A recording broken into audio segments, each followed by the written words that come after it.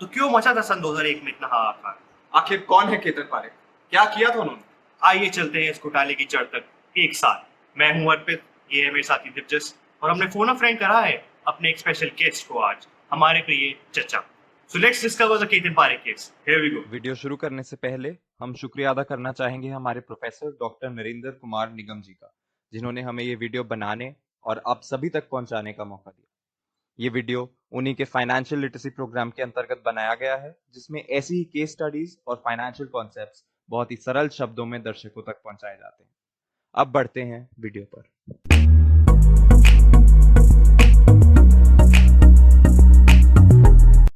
केतन पारेख का जन्म सन 1963 में हुआ था।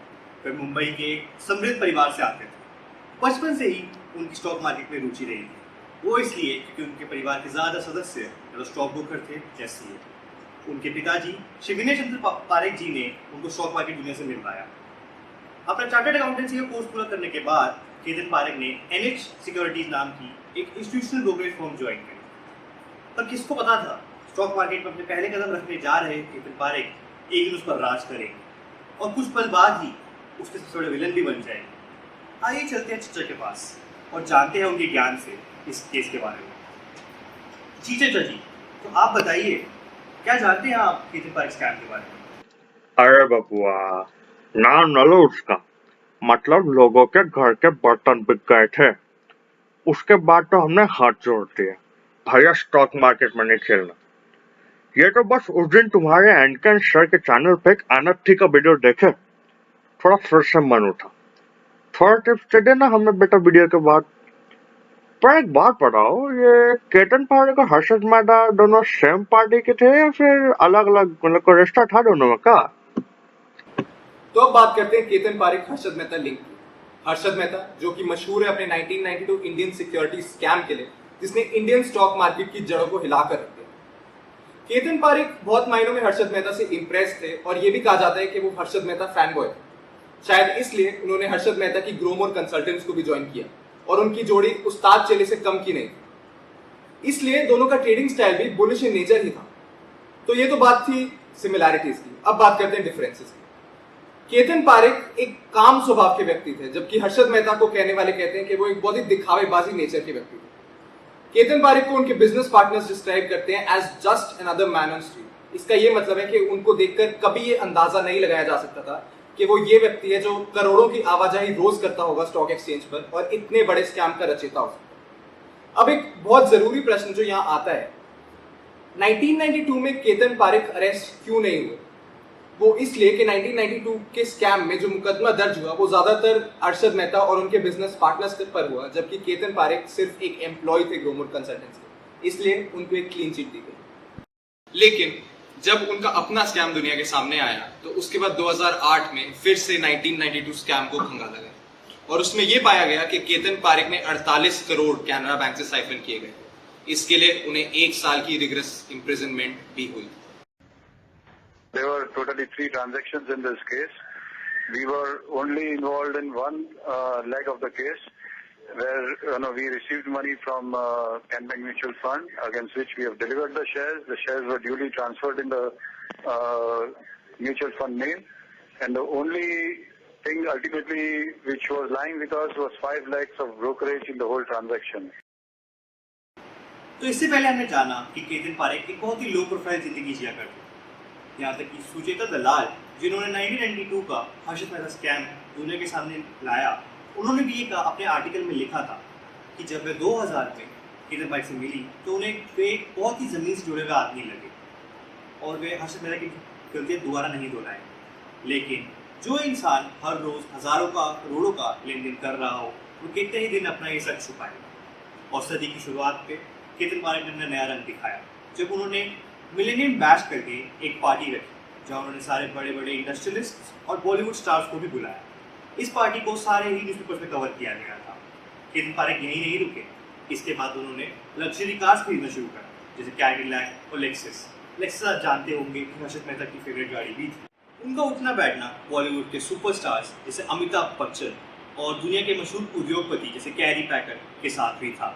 ऐसा माना जाता है कि उन्होंने अमिताभ बच्चन की डूब रही कंपनी अमिताभ बच्चन कॉर्पोरेशन को प्रॉफिटेबल बनाया उनकी मदद करके। इसके अलावा आप कह सकते हैं कि केतन पारेख ने दुनिया के सामने अपना एक फ्लैम्बॉयंट अवतार रखा और जैसे ही उन्होंने सादगी की जिंदगी छोड़ी, जल्द ही एक केतन पारेख स्कैम एक अंतिम तरफ बढ़ चला।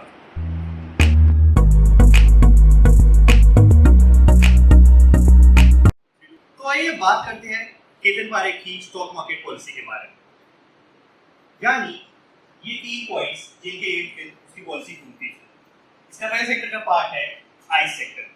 आई माने I for information, C for communication और E for entertainment. Ketan Parekh I sector को बहुत बढ़ावा देते थे क्योंकि स्पेशली उस टाइम के दौरान .com मोबाइल का इजाद हुआ था, जिसकी वजह से इस सेक्टर के स्टॉक्स बहुत आसमान छू रहे थे। तो इस सेक्टर में से केतन ने कुछ गिने चुने स्टॉक्स उठाए जिनको आगे जाके केतन स्टॉक्स का नाम दिया गया। इसमें pattern graphics, silver technology, rand vaccine ऐसी बहुत सारी कंपनीज। केतन क्या करते, वो पैसा लेते, इनकम निकालते, इनका रेट आगे बढ़ाते और जैसे ही उनको मुनाफा दिखता वो अपना सारा पैसा निकाल लेते। ये सब चलता था कैलकाटा स्टॉक एक्सचेंज। वो इसलिए कि बॉम्बे स्टॉक एक्सचेंज में 1992 स्कैम के बाद सेबी ने बहुत सारे रूल्स रेगुलेशंस लाए थे, जिसकी वजह से वहां पे कंट्रोल करना मुश्किल हो गया था। इसलिए केतन पारेख ने कैलकाटा स्टॉक एक्सचेंज को अपनी कर्मभूमि बनाया। अरे बबुआ, तो कलकत्ता स्टॉक एक्सचेंज में केतन स्टॉक्स पर ट्रेड करने से स्कैम कैसे हो जाता है, थोड़ा ये तो समझाओ हमें। जी चाची, मैं बताता हूँ। तो केतन पारेख ने इस स्कैम को 2 की स्ट्रैटेजीज से अंजाम दिया, जो कि थी सर्कुलर ट्रेडिंग और पंप एंड डंप स्कीम। जहां तक बात करें हम सर्कुलर ट्रेडिंग की, तो इसमें केतन और उनके सहयोगियों ने एक ही शेयर को अलग अलग दामों पर खरीदना और बेचना शुरू किया। एक ही कंपनी के शेयर को एक ही दिन में एक ही स्टॉक एक्सचेंज पर कुछ गिनती के लोग अलग अलग दामों पर बेचा और खरीदा करते, जिससे कि वो उसकी आर्टिफिशियल ट्रेडेड वॉल्यूम्स बनाया करते। ये बाकी इन्वेस्टर्स को उन शेयर्स की ओर ढकेलने के लिए एक बहुत ही सक्सेसफुल पैंतरा साबित हुआ। तो अब बात करते हैं दूसरी की स्ट्रैटेजी की, the pump and dump scheme.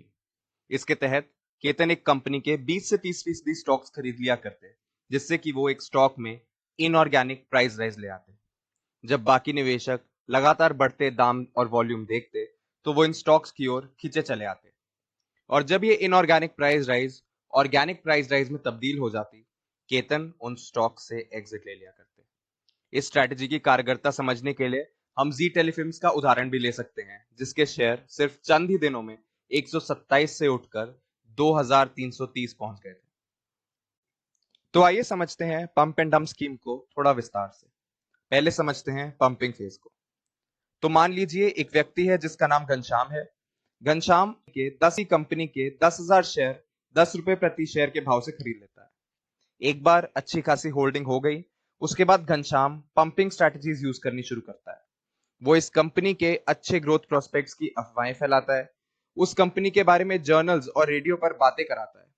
कभी टेली मार्केटिंग के जरिए रॉन्ग नंबर के बहाने जरूरी बातें रिटेल इन्वेस्टर्स तक पहुंचाता है, और कभी तो खुद बाजार में उतरकर अपने या उधारी के पैसों से सर्कुलर ट्रेडिंग भी कराता है। जहां तक केतन पारेख स्कैम की बात की जाए तो सर्कुलर ट्रेडिंग उस लिहाज से एक इंपॉर्टेंट पंपिंग स्ट्रैटेजी बन जाती है। इन सब मैकेनिज्म्स के फलस्वरूप बहुत से इन्वेस्टर्स घनश्याम के जाल में फंस जाते हैं और इन स्टॉक्स को खरीदना चाहने लगते हैं। और अब यहां से शुरू होता है dumping phase.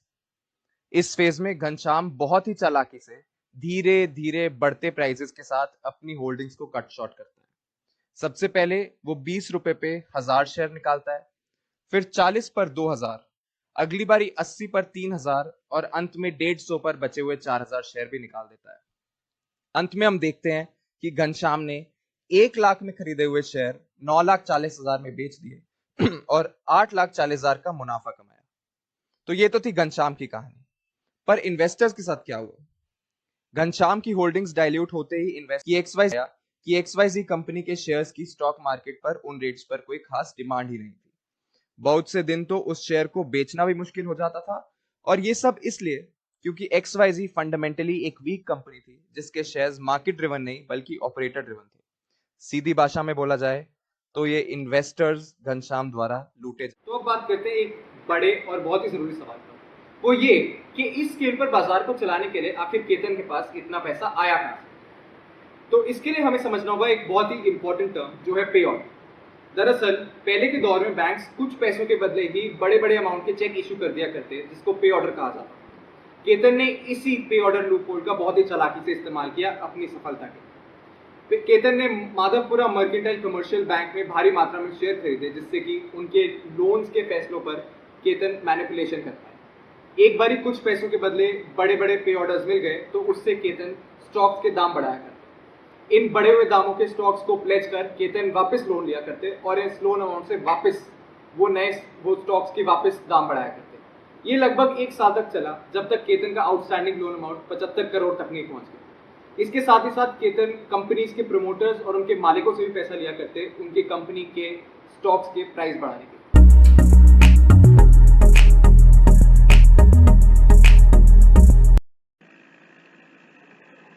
Ketan park scam expose कैसे हुआ, ये जानने के लिए हमें जाना पड़ेगा मार्च 2001 में, जहां यशवंत सिन्हा द्वारा प्रस्तुत किए गए बजट के अगले ही दिन सेंसेक्स 176 पॉइंट से गिर गया। मार्केट के इस रिएक्शन के समझने के लिए एनडीए गवर्नमेंट ने एक इंक्वायरी बिठाई। उसी के साथ साथ आरबीआई ने बैंक ऑफ इंडिया से जो पारेख ने लोन लिया था और उसके बिना पर जो कोलैटरल दिया था, जो थे पे ऑर्डर्स, उस पर रोक लगा दी। दूसरी तरफ पारेख के अगेंस्ट खड़ी बियर कार्टेल जो मुंबई से थी, उन्होंने अपने केटन स्टॉक्स बेचने शुरू कर दिए। परेशान होकर कि उनका बहुत नुकसान होगा, पारेख ने अपने केटन स्टॉक्स भी बेच दिए, जिसमें से ज्यादातर जीटीबी बैंक और एमएमसीबी बैंक के थे। उन्होंने ये सब कैलकाटा स्टॉक एक्सचेंज पर किया, जो सब ट्रेडिंग आवर्स के बाद में शाम 5 बजे से रात 12 बजे के बीच में करा। इसका रिजल्ट ये हुआ कि अगले ही दिन स्टॉक मार्केट 149 पॉइंट से और नीचे गिर गई।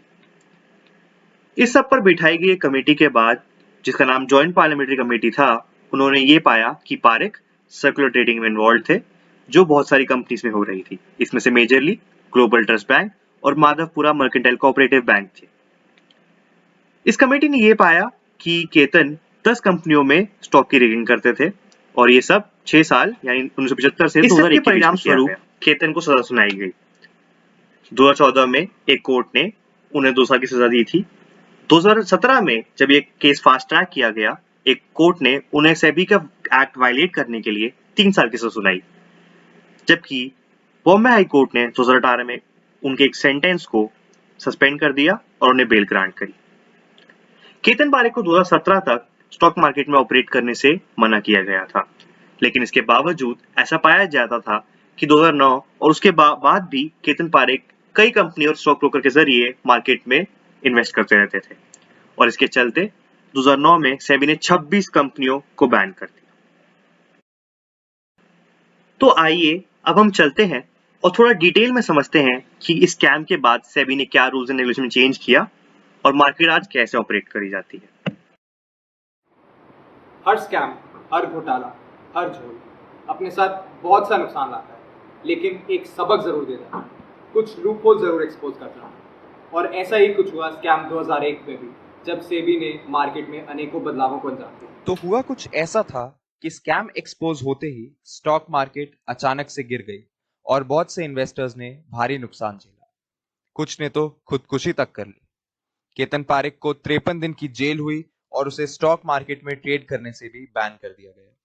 सेबी ने पाया कि 2700 करोड़ कैलकाटा के ब्रोकर्स को भेजे गए थे और 340 करोड़ केतन के स्विस बैंक अकाउंट में मिले। इसमें बहुत सा पैसा एचएफसी, जी ग्रुप और ग्लोबल ट्रस्ट बैंक से भी आया था।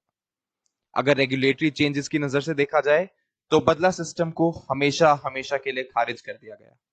साथ ही साथ सर्कुलर ट्रेडिंग को भी प्रोहिबिट कर दिया गया और सेबी ने स्टॉक एक्सचेंजेस के प्रेसिडेंट्स, वाइस प्रेसिडेंट्स और ट्रेजरर्स की ट्रेडिंग पर भी रोक लगा दी।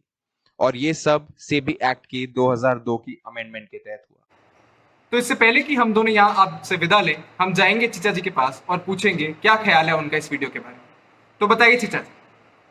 अरे बबुआ, एकदम अच्छे से सीख गए कैसे करते हैं बढ़िया वाला स्कैम। बता रहे हैं, हमें कम मत समझना। हमने भी बॉम्बे स्टॉक एक्सचेंज के फ्लोर पे काम किया है, फ्लोर पे, बता रहे हैं। अच्छा चाचा जी, ये कब हुआ? कोई बड़े स्टॉक ब्रोकर से मिले आप या कोई बड़े आदमी से? बताया नहीं आपने कभी। बबुआ वो कहा बताए मतलब हम ना क्या कहते हैं, सफाई कर्मचारी थे वहां पे।